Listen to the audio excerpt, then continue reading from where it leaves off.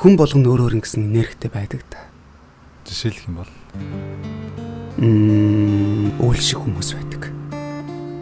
Яваад өгөхөөр цэл мэдэл ирдэг.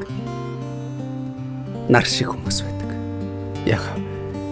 Яваад өгөхөөр өгүүлэгдэд байдаг да.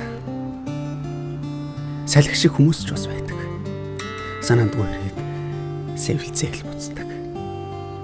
Сар шиг хүмүүс ч гэж бий. Саахан шүн бүр дурдах татгалалцдаг. Гол шиг хүмүүс байдаг. Гар хөргөтөл тайвширч холтоход өгүүлэгддэг. Говь шиг хүмүүс. Гонигтаач гэлээ дотроо баялагдаг. Зарим хүн зам шиг л байдаг. Ойдохгүй алхах хэрнээ. Эргээд ирэхэд үгүй байдаг.